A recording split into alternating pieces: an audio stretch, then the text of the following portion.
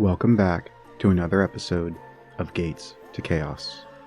I'm your host, the Gatekeeper. Grab your keys, because tonight we'll be opening up a gate of magic. Specifically, what is magic, some different forms of it, and some common misconceptions. So light up those lanterns and let's start our descent into chaos. First things first, let's start with what is magic.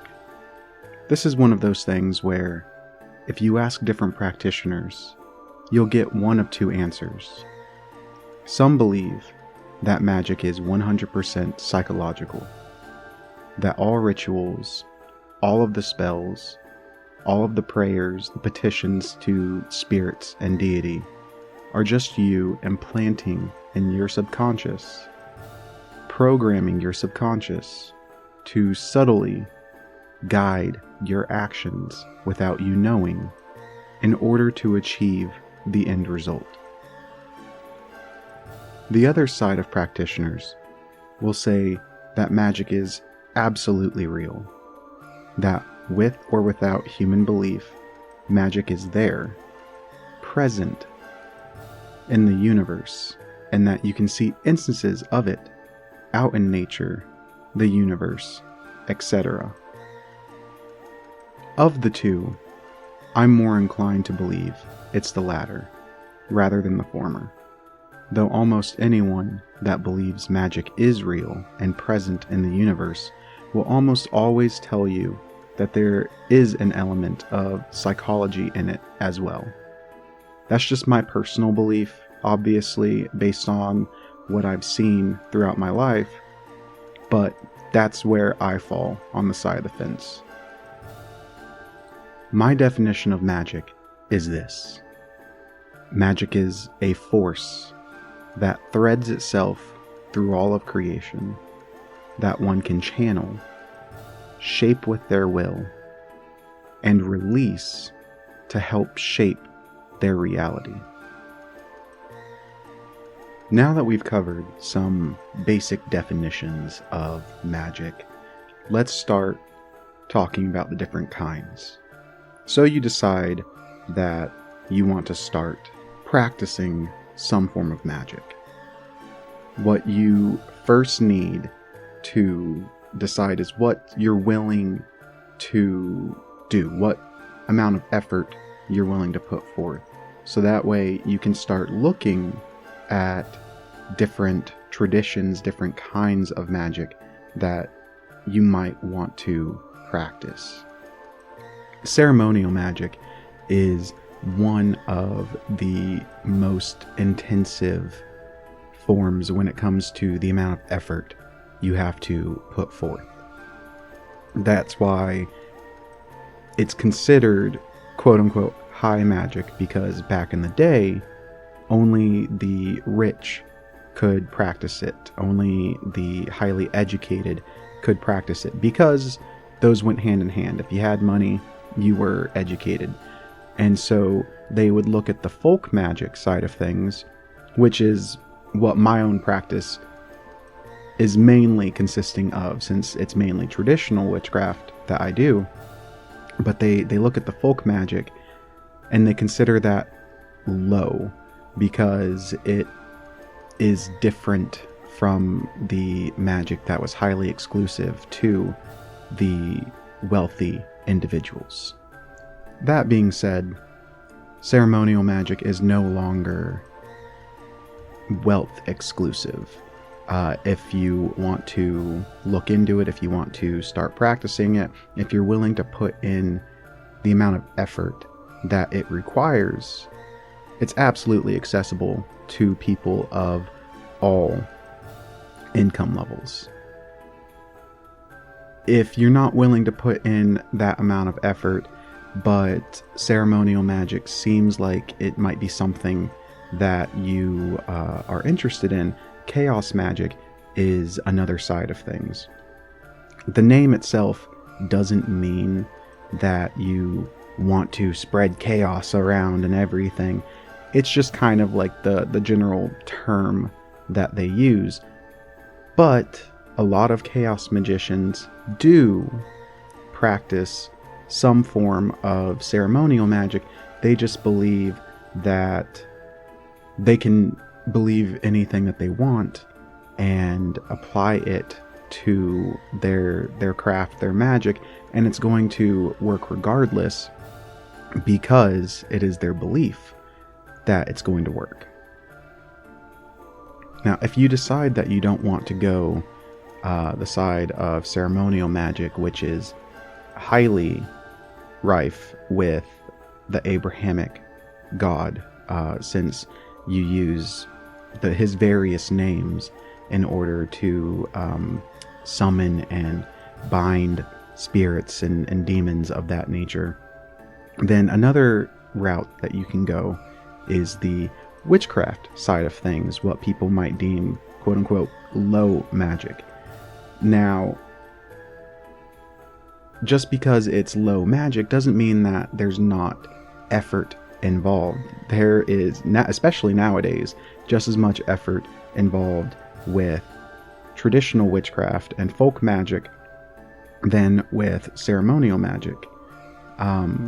So if you want to go the witchcraft route, you can go Wiccan, or you can go traditional, or you can go chaos magic with that one as well. You can go Asatru for the Norse mythology side of things, or the Odinist side.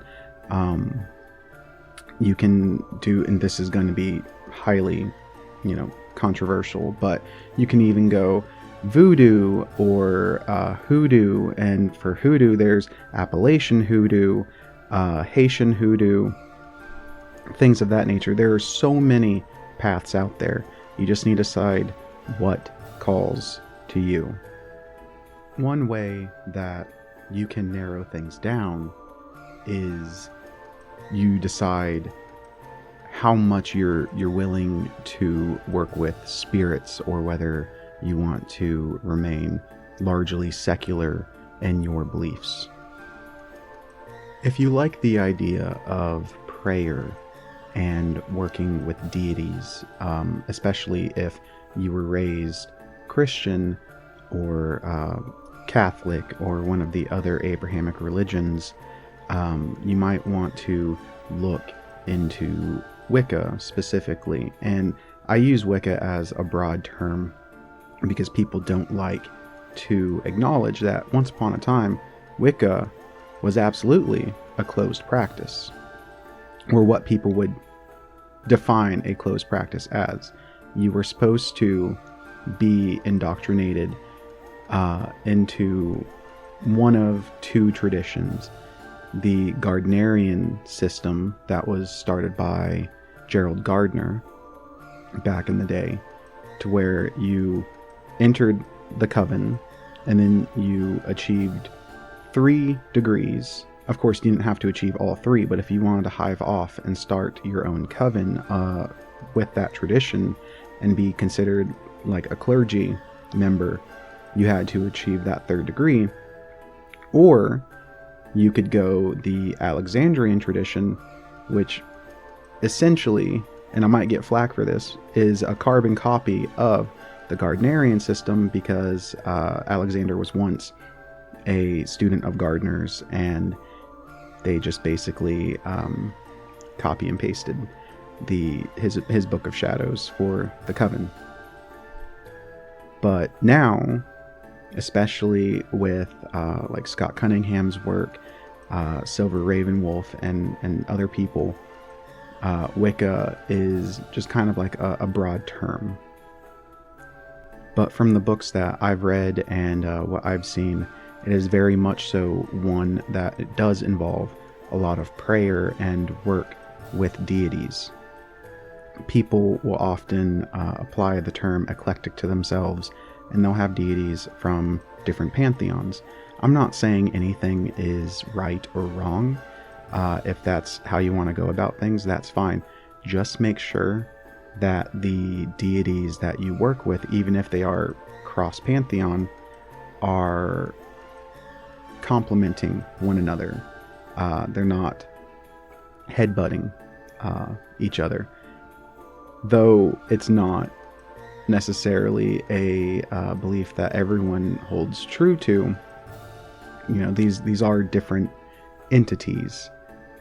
You have the soft polytheists, obviously, which believe that all deities are just different faces of the same being, and it doesn't matter whether you work with ones that traditionally didn't like one another or wouldn't like one another based off of like what energies they're supposed to represent. And then there's the hard polytheists that believe that every deity is separate and are their own beings in their own right. I mean, why not both? And for me, all of the gods are archetypes that we have manifested in order to try and humanize the same force. But in my belief, you can absolutely link to that source that they are supposed to represent and channel it raw, so to speak. But as I'm, often want to do, I'm getting off topic here. So you need to research what different paths are out there, what different traditions are out there, and that might call to you. And that kind of leads into some of the misconceptions that are especially rife out there nowadays. One good way of trying to find a path that is right for you is to look at your genealogy. I'm not saying you have to. I'm not saying stick with your same race. But if you don't know where to start, look at what your ancestors did. For those that are of European descent, most of your ancestors will have been Christian, obviously. The Christian religion won out in Europe. But you can always find instances of pre-Christian religions out there. We might not know a lot of it, and that's where like the Reconstructionists come into play. But definitely look at what your ancestors may have practiced prior to the introduction of Christianity into that region. I myself, I have Scottish ancestry, a lot of British ancestry, and ancestry from Norway and things of that nature. So I personally research the Celtic religions. I research British traditional witchcraft, and I've even researched some of the Norse beliefs and mythologies out there to try to cobble together my own way of practicing, my own tradition, so to speak. And that's kind of like where the whole chaos magic side of my own practice comes into, because I don't follow just one belief system. All of the belief systems that I've drawn inspiration from are very similar in their own beliefs, and it's because of the Germanic influence that you'll find across different cultures. There are even similarities between the Norse side of things to the Celtic side of things, because all of these cultures interacted with each other at some point. But unfortunately, all of those cultures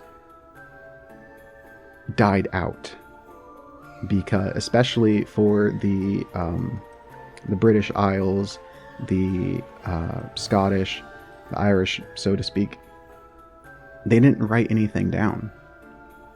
It was all word of mouth. And then when Christianity came along, they started to bastardize the spirits, the deities that these people worked with, and so they kind of all blended together. And that's why we still don't fully understand our ancestors' belief of the afterlife and magic and the gods, it all ran together to the point where the good neighbors, or fairies as they're known today, were both seen as gods. They are seen as spirits. They are seen as spirits of the dead, which there is a difference between spirits and spirits of the dead. They were seen as spirits of the land and spirits of the dead, and deities and demons at some point in time, though some of the more popular ones were made into saints, which is where you get the Christian saint Brigid and the Celtic goddess Brigid. But anyway, I'm off topic again. So when you're looking at traditions, especially when you're looking at still living traditions, absolutely search out for a teacher. Things aren't as closed as the online community will tell you. Search out a teacher respectfully, and you might be surprised at how willing they are to teach you. For instance, say you live somewhere in Louisiana and you happen to be of Caucasian descent, or you are mulatto, but you look more Caucasian than you do your African American side of things. If you look for a teacher in American Voodoo and they tell you, like, absolutely, I'm willing to teach you, but you have to put in the work, like, that would baffle the online community, and then they'll try to tell you, once you're taught, that you can't practice this because you have the wrong skin color. Absolutely look for teachers when you can. Look for books written by verified teachers of that tradition. Don't read one book and call yourself some specialized term. Don't read one book and call yourself a Native American shaman or things of that nature. Though I will add like a little addendum here. Though I say look for a teacher, and you might be surprised, the Native American community, they do try and preserve their culture among themselves, and that's fine. But for the rest of the communities out there, the rest of the traditions out there, until recently, it wasn't unheard of to see people of different races practicing a certain tradition that now people deem closed. It's closed because you're supposed to search for a teacher, like original Wicca.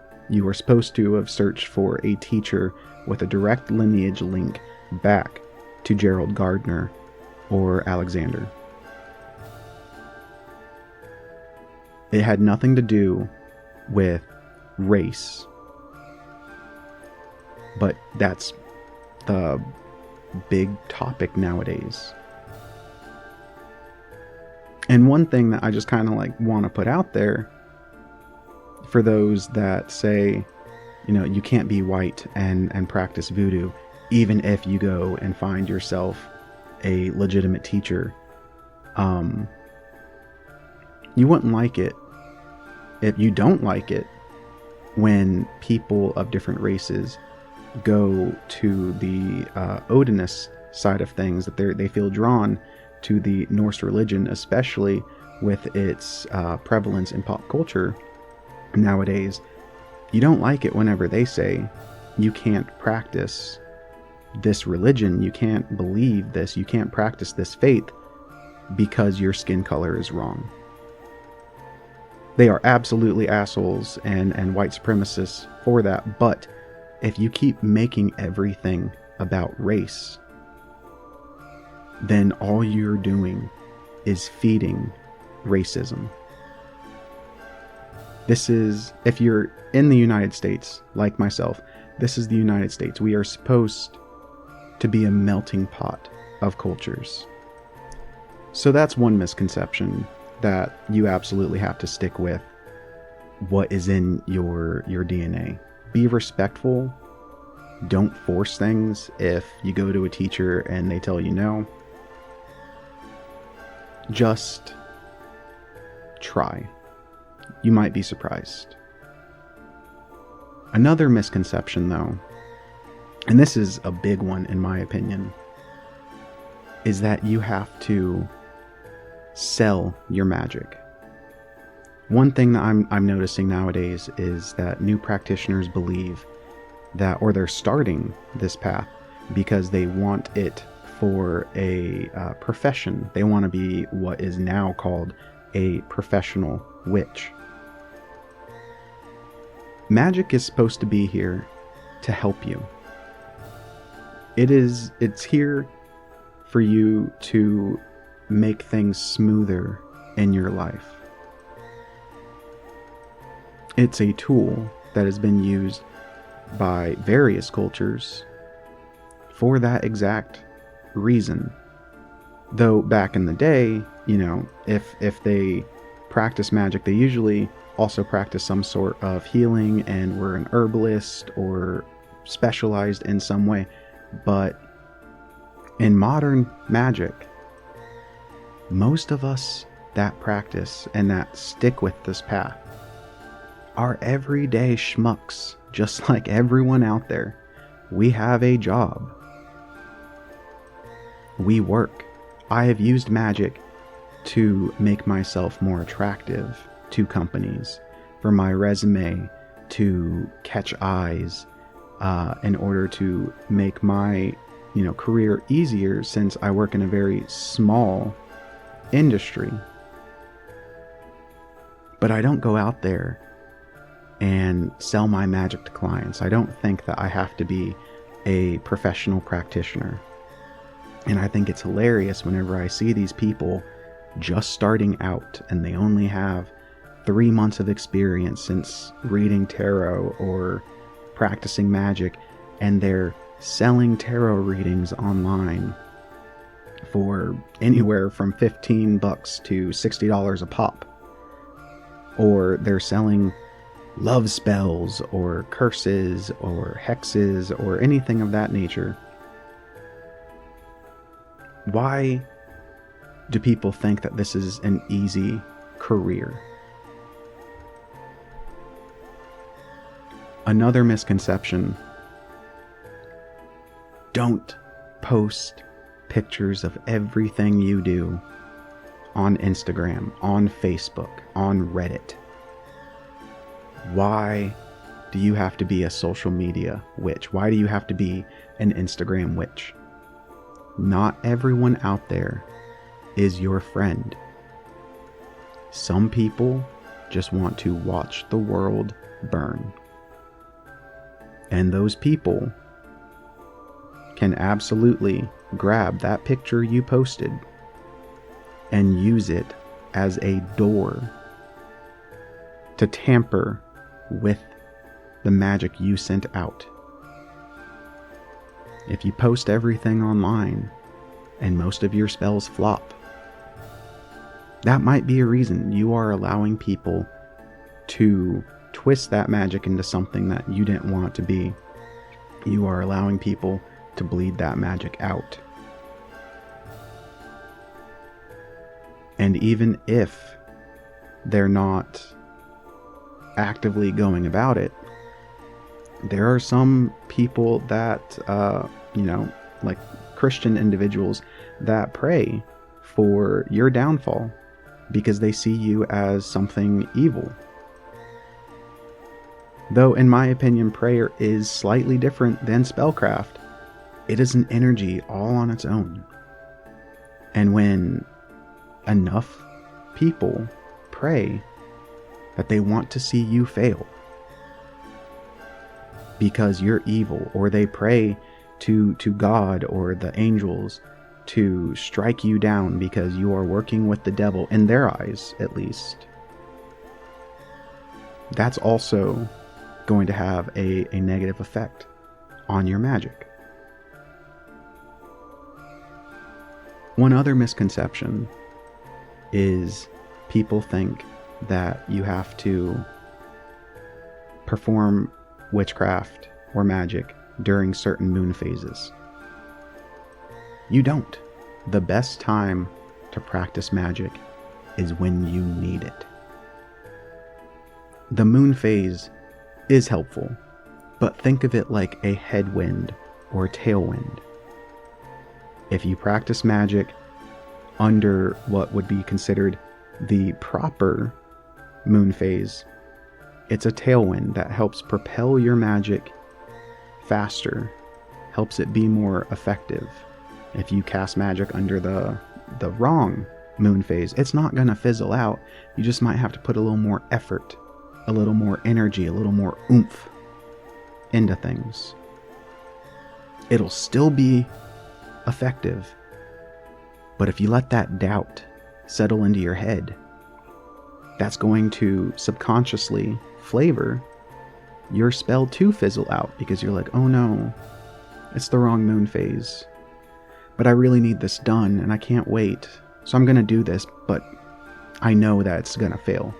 No, you should know that it's going to succeed no matter what. This next misconception that I'm going to cover is one that's going to be its own episode at a future date. It's the misconception that only women can practice magic. This is 100% not the case. And I'm not saying this because I'm a man and I want to believe that I can practice magic just as effective as a woman. When you look at history, men and women have always practiced magic. The difference is, especially nowadays, women are the only ones told that they can. It's easier for a woman to practice magic, and I'm not trying to come off as biased, but even in today's society, the role of the man is supposed to be that he provides. And though it's becoming rougher for a single income household to survive out there, there's still a lot of people and a lot of practitioners that have a spouse that works while they do the magic side of things. It is easier for a woman that has raised her kids, which absolutely is a full-time job, and I commend you for that rough job and performing it well, hopefully. But it is easier for a woman that has had kids, or maybe has a child still in the home, but is blessed that they have a what would be considered an angelic child, so to speak. It is easier for a woman to practice magic than it is for the man that has to hold down a job, because most jobs out there, in my experience, are very conservative. We have to be careful of being seen as mentally unstable or anything like that. And I'm not saying that people think women that practice magic are mentally unstable, though, they are out there. Some people do believe that. But those same individuals, if they see a man that says he believes in this or that, or that he is practicing magic or something of that nature, it's going to be harder for that man to hold down that job. That's one of the reasons why I won't share my name on this podcast. I am not a professional witch, but I am a professional. And my career is very important to me because it allows me to provide for my dogs and my home and everything. But that's also another reason why a lot of the male practitioners out there are gay. It's easier for and I hate using this term, but it's easier for the twink-like individuals, or the the traditionally attractive individuals in the gay community to find someone that is willing to support them while they devote the bulk of their time to magic. So all women out there, I see you. You are valid. You are gifted. You can absolutely perform magic. All men out there, specifically the heterosexual men, I see you. You are valid. You are gifted. All trans people, all queer people, all gay people, I see you. You are gifted. You are valid. Practice magic. Don't tell everyone, don't tell each other that you can't practice this because of your gender. You can't practice this because of your sexuality. That these gifts are more prevalent in either, different individuals or women. The reason why you don't see as many men practicing magic nowadays is because they're told that they can't. By culture as a whole, and by the people on this side of things that believe that magic comes from the womb, and only women have the womb. Well, your womb would remain barren without a man, in some regard, whether that be a sperm donor or something of that nature. It's the same. You can apply that same logic to magic. Magic has both sides. It just is. And hopefully I'm not coming off as insensitive or homophobic or anything. I myself am a member of the LGBTQIA+ community. But I try and see things from an outside perspective, and one thing that I do see is a dislike for more masculine men in this practice, in these traditions. When I go to community events, I find it very hard, especially in my area, to find people that are willing to converse with me until one of my female friends comes along. And that is one thing that I do want to leave you with too. Men, specifically heterosexual men, do not go to these events looking to hook up, looking to get laid. You are giving men a bad name. You are coming off as creepy. You're part of the reason why people don't want to have anything to do with men in this community. If you are called to magic, if you have some sort of psychic gift, or you were born with the spark inside of you, then do it. Practice magic. Go to the events. Try and make friends. But don't use this as a way to try and hook up with, or force yourself, not in the worst way possible, but force yourself among women, the company of women, in the hopes that some carnal relationship will come about because of it. Do magic. Make contacts with people that also do magic. But don't treat this like it's Tinder for witches. Don't treat it like it's Winder. And the last misconception I'm going to talk about very quickly is stay grounded in reality. Do not think that you're going to start practicing magic and you're going to conjure fireballs in your hands and you're going to do things of that nature. You are hurting the pagan community as a whole.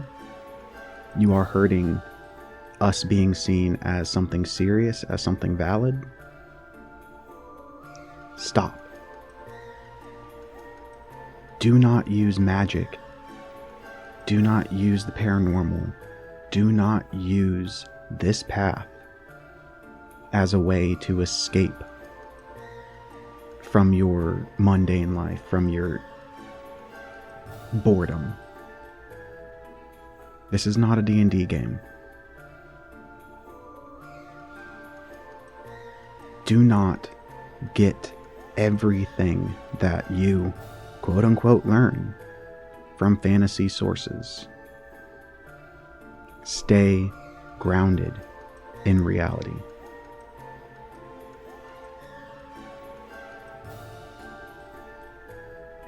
And I think that's where I'm going to leave you guys today.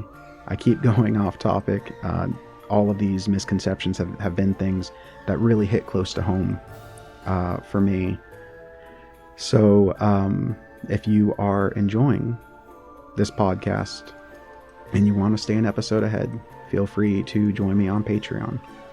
If you have any questions, I don't care if you're new, I don't care if you're experienced, if you have any questions for me about magic or about the paranormal, or you want to share your experiences with me, whether it be your favorite spell that manifested for you, or any paranormal encounter you have had and you want them featured on this show, send me an email to gates.to.chaos@gmail.com.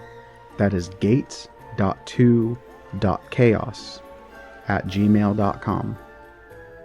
I will do my best to answer you expediently. And as always, if you're enjoying yourself, pull a chair up around the fire. Stay for a spell. Join us as we descend into chaos. And before the clock strikes 3, check your doors to make sure they're locked.